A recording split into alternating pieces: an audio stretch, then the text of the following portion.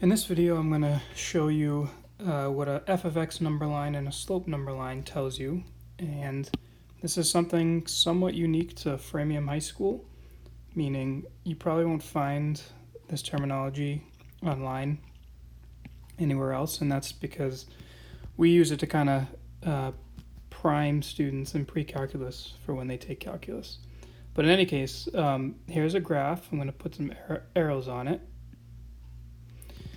And we have here an f of x number line definition, which is that an f of x number line represents when the y values of the function are positive, negative, undefined, or 0. So to make one, you're just going to draw a number line. Because this function has a domain that goes from negative infinity to infinity, I'm going to put arrows on my number line.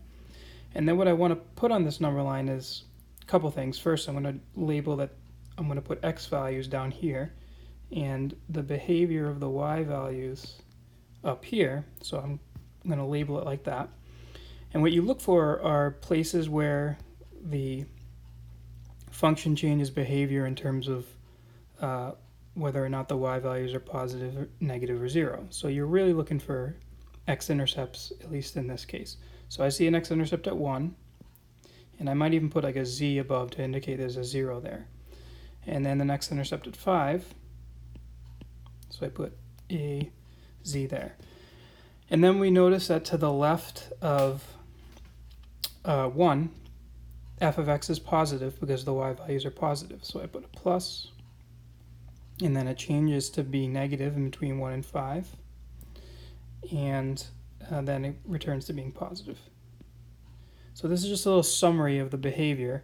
And it's useful for answering questions regarding inequalities, which we'll do later in the course.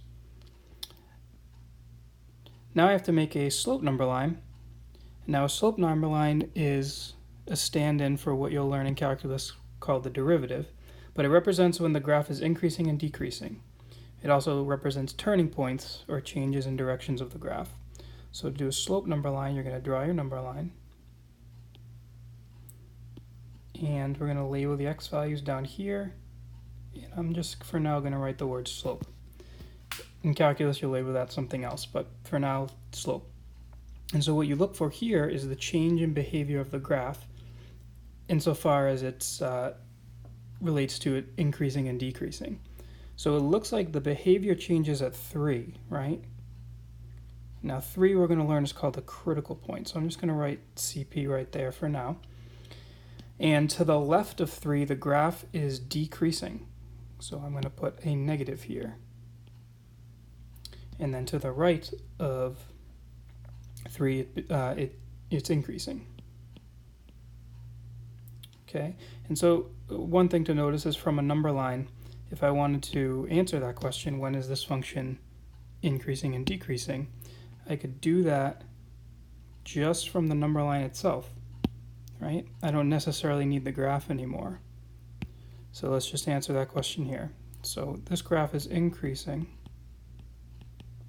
well, where the values are positive. So from 3 on to infinity. For reasons you'll learn in calculus, that 3 needs a hard bracket, but it's not the biggest deal if you miss it. And then it's decreasing from negative infinity until x equals 3. Okay, so there is our slope number line. And then just, I've put in here a technical definition of a critical point. It's a point in the interior of the domain in which the slope of the graph is 0 or undefined. And so you can see in my graph here that at x equals 3, the slope of this parabola is 0. And so we're going to say we've got a critical point at x equals 3. We'll deal with that more at the end of the year, but for now this is an overview of f of x number lines and slope number lines.